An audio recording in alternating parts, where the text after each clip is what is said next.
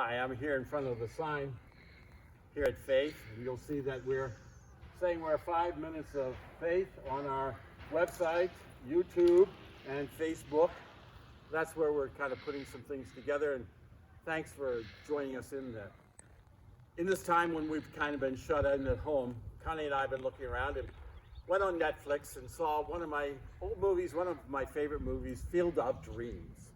You maybe remember it came in '89, believe it or not, and it was not nominated for anything yet.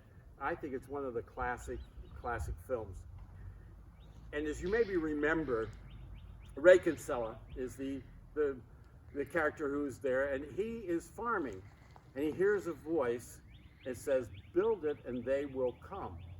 He hears this small voice, and he doesn't know what it's all about. Then it becomes apparent to him that he's supposed to build a baseball field out of his cornfields. And then it says, "Ease their pain." And then he remembers how much he has been alienated from his father because his father wanted him to throw the baseball with him, have a catch. And he had read something by Clarence Mann that said it was a boat rocker, and he wasn't there because his dad's hero was Shoeless Joe Jackson.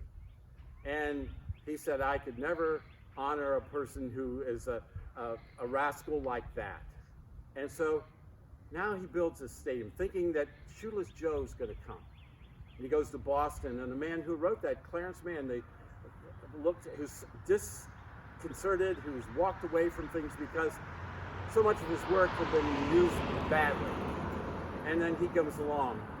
And then they go to a star, and they find this old doctor, Doc Gillum. And he says, what does he have to do? Well, then they get back.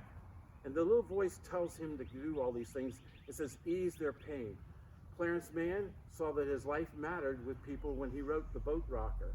The doc had wanted so much to spend one day in the major leagues and just hit a baseball. He got a chance to do it. And Shoeless Joe Jackson was there. But then it came, Ray Kinsella saw his dad walk in, all of about 22 years old, before life had beat him down.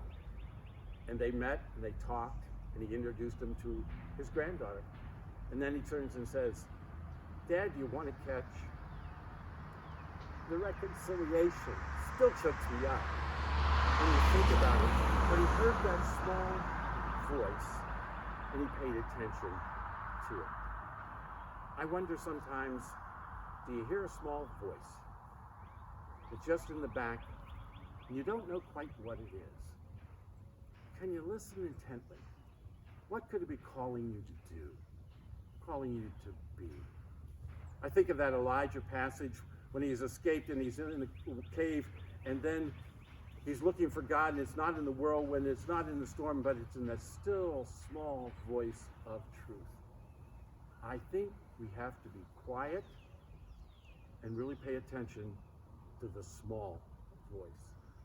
Well, that's our 5 minutes of faith from Faith, where everyone is someone and Jesus is Lord.